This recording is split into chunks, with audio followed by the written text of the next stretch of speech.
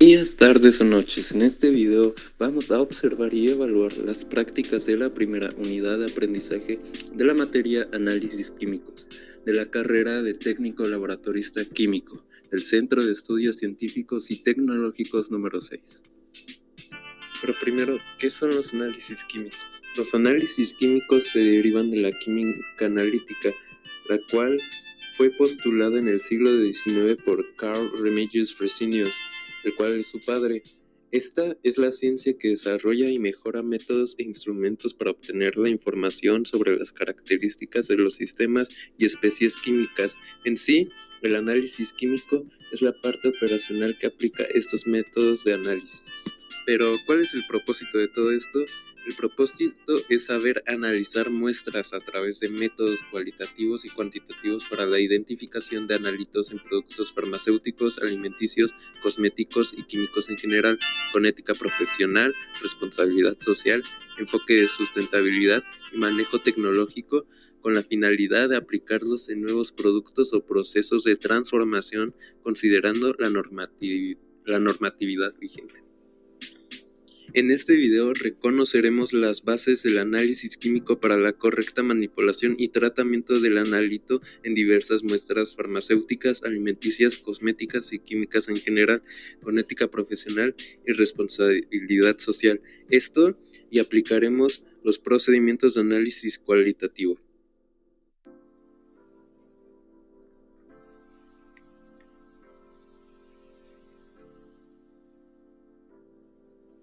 Práctica número 1. Buenas prácticas en el laboratorio. Analizaremos todos los requisitos previos para el trabajo en el laboratorio, tomando todas las responsabilidades que esto conlleva.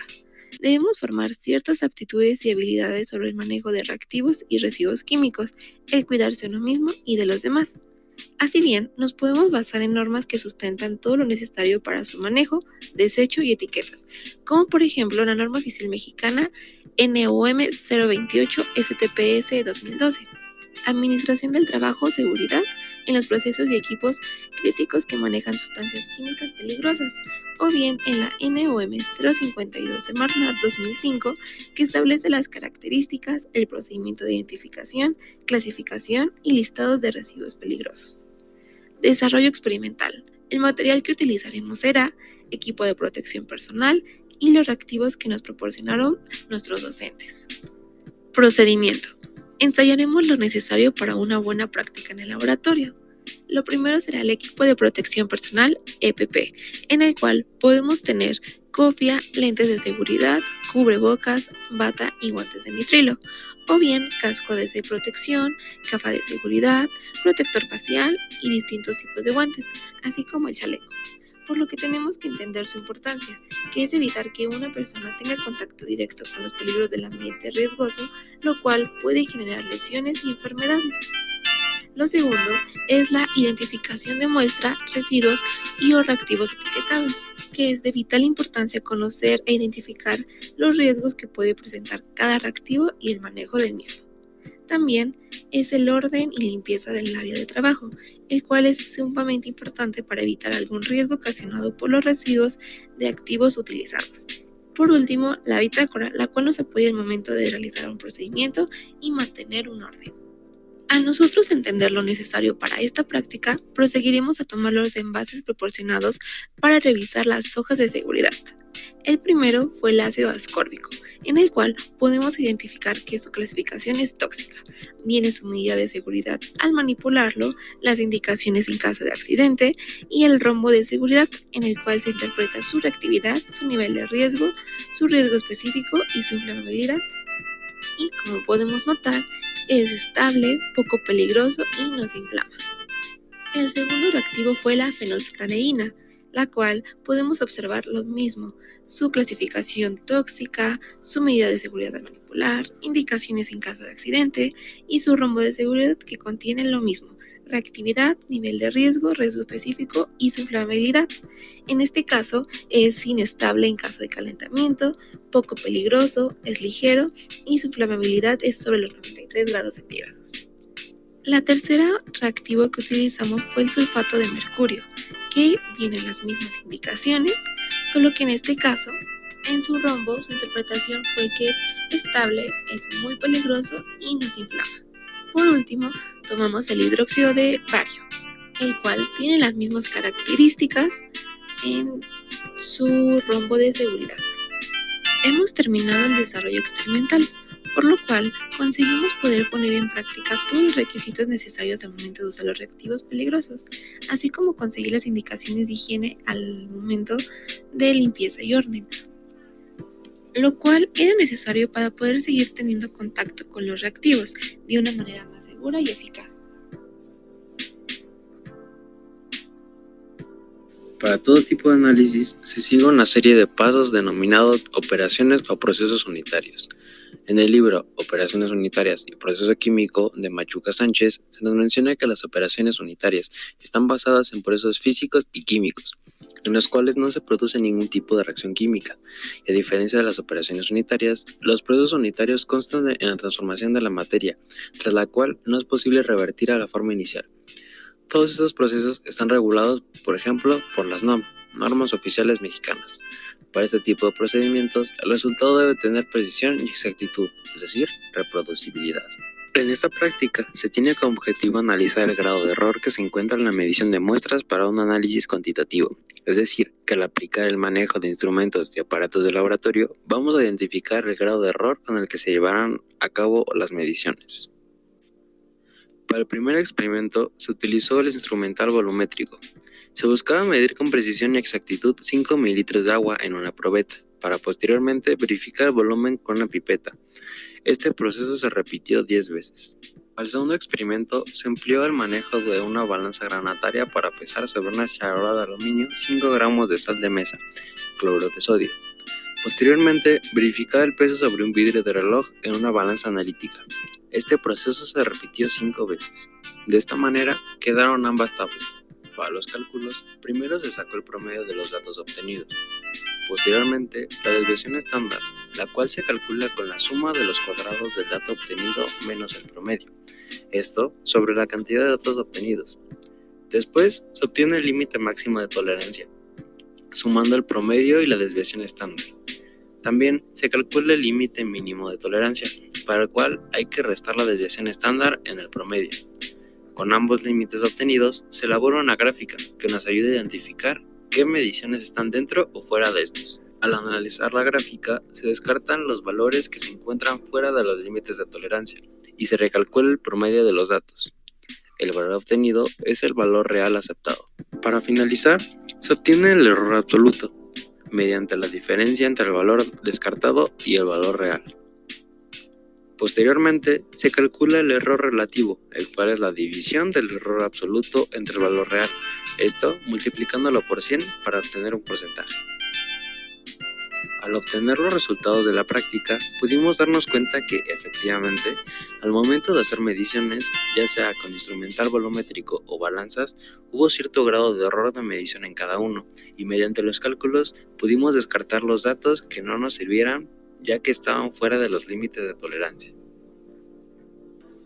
Práctica 3. Muestreo. El objetivo de esta práctica es reconocer las bases del análisis químico para la correcta manipulación y tratamiento del analito en diversas muestras, así como distinguir las diversas técnicas de muestreo dependiendo del orden y complejidad del analito, teniendo siempre un buen uso de material de laboratorio y usando el equipo de protección personal.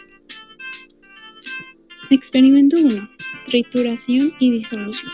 Materiales a utilizar. Como reactivo utilizaremos el óxido de calcio y como instrumental utilizaremos balanza, cápsula de porcelana, charola de aluminio, horno, manguera de látex, mechero de Bunsen, mortero con pistilo, soporte universal, anillo de hierro y rejilla de alambre. Antes de comenzar nos colocamos el equipo de protección personal. Comenzamos pesando en la balanza 10 gramos en roca de óxido de calcio en una charola de aluminio. Después lo colocamos en un mortero y lo trituramos. Una vez hecho esto, colocamos el óxido de calcio en un vaso de precipitados y agregamos 50 mililitros de agua destilada, observando que tiene una reacción de ebullición y esta libera calor y forma el hidróxido de calcio.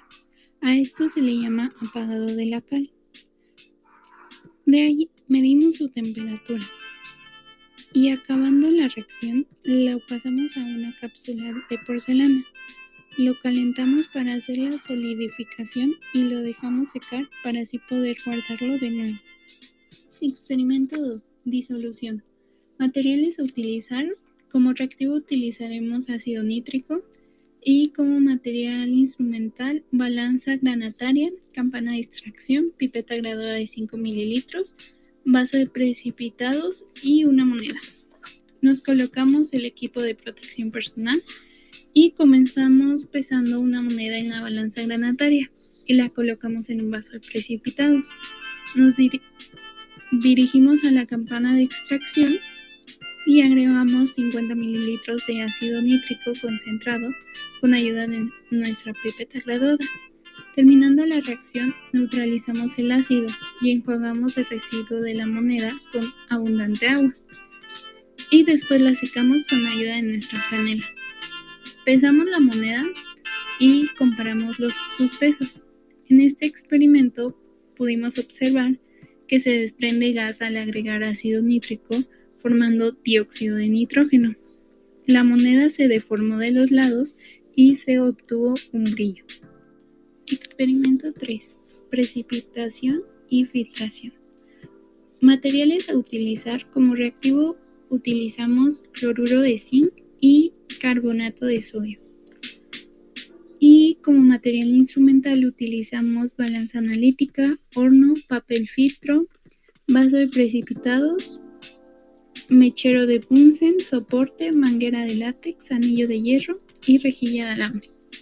Nos colocamos el equipo de protección personal y para iniciar pesamos 0.5 gramos de cloruro de zinc en la balanza analítica en un vaso de precipitados y agregamos 100 mililitros de agua destilada. Después adicionamos carbonato de sodio al 5% hasta formar un precipitado. Lo calentamos hasta llegar a la ebullición y dejamos reposar por 60 minutos.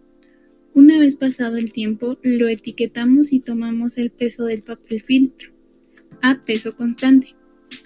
Así que realizamos una filtración de la solución en el papel y secamos en el horno a 100 grados el papel con el precipitado retenido y enfriamos a temperatura ambiente en un desecador. Pesamos y registramos el peso del papel con el precipitado retenido seco y calculamos la diferencia de sus pesos. Y a esto obtuvimos una reacción de carbonato de zinc y cloruro de sodio. Experimento 4. Destilación. Reactivos que utilizamos: etanol a 96 grados Gay Lussac. El material instrumental fue matraz de destilación, matraz balón fondo plano cuello esmerilado, probeta graduada de 100 mililitros, alcohol y alcoholímetro. Nos colocamos el equipo de protección personal y armamos el montaje de dispositivo de destilación. Comenzamos colocando 80 mililitros de una mezcla de etanol-agua que nos proporcionó la profesora y medimos una temperatura de 45 grados. Colocamos el matraz de destilación, 200 mililitros de la mezcla de alcohol y agua. Destilamos manteniendo una ebullición suave y registramos la temperatura cada 5 minutos hasta obtener 80 mililitros de destilado. Medimos el producto de la destilación en la probeta y medimos una temperatura de 87 grados del alcohol final. Experimento 5. Método de cuarteo. Como muestra bruta utilizamos dulces de colores y utilizamos instrumental como charola de plástico, espátula y balanza granataria. Nos colocamos el equipo de protección personal y comenzamos separando por colores la muestra y pesamos cada color en la balanza granataria. En total fueron 500 gramos de dulces. Después en nuestra charola de plástico los vaciamos y homogenizamos la muestra con ayuda de nuestra espátula. Después formamos un círculo y lo dividimos en 4 partes. Tomamos en pareja 2/4 y separamos el resto. Y así volvemos a repetir los pasos hasta tener la cantidad de muestra de ensayo suficiente para analizar, teniendo como resultado final una muestra representativa proporcional al total de la muestra inicial, ya que la última muestra pesó 62.5 gramos, que es igual a 1/8 parte del peso de la muestra inicial.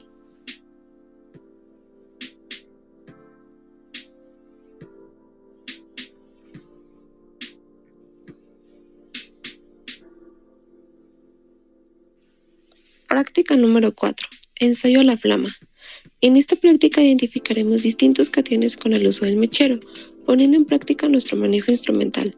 Usaremos diversos analitos y con eso podremos observar e identificar el color característico de cada catión, parte del compuesto químico, la coloración de la flama.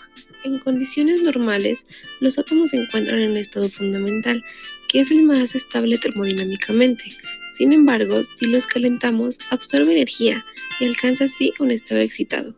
Este estado posee una energía determinada, que es característica de cada sustancia. Por lo tanto, el espectro de emisión puede considerarse como la huella dactilar de un elemento, utilizado como un método sencillo de identificación. Química Inorgánica, Universidad de Alicante, 2022. Desarrollo experimental. Los materiales que utilizaremos serán los siguientes: una asa bacteriológica, un mechero Bunsen, una placa excavada de porcelana, un vaso de precipitados de 50 o 100 mililitros.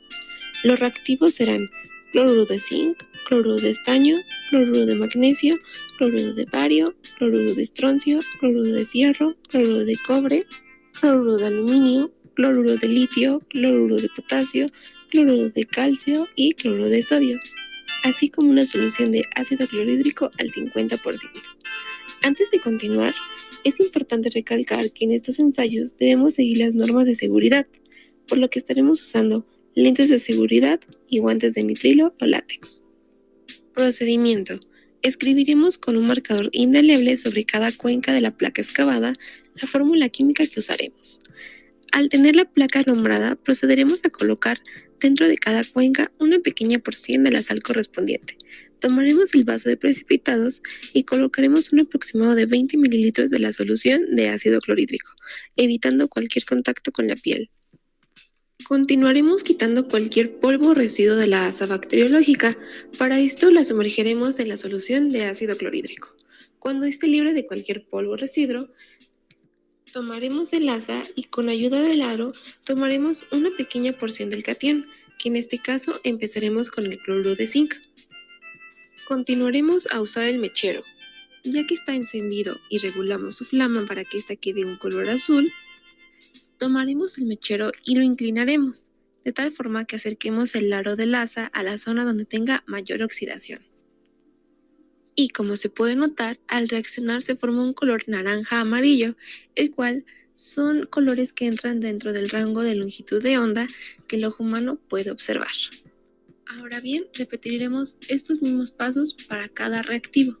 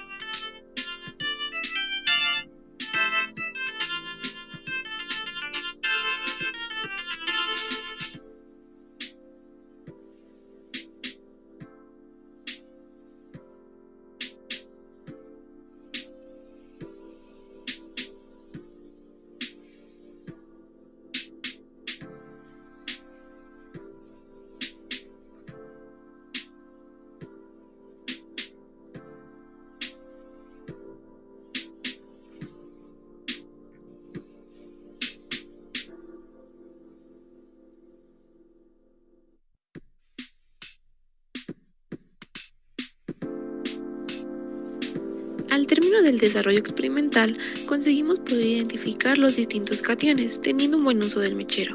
Así también el poder observar la coloración de la flama, la cual sucedió al aplicarle calor, por lo que cada metal adquirió una coloración distinta. Podemos concluir que este primer parcial nos ayudó para saber cómo manipular el reactivo o solución dependiendo del analito, desde tener un espacio limpio y saber las NOM, saber el margen de error de nuestro instrumental a la hora de trabajarlos, para después emplear la debida técnica de muestreo dependiendo de la complejidad y origen de nuestro analito, aparte de poder tener una previa del segundo parcial, que son los procedimientos cualitativos para la identificación de analitos. Sin más por el momento, esperamos que el video haya sido de su agrado. Nos despedimos y nos vemos a la próxima. Gracias por su atención.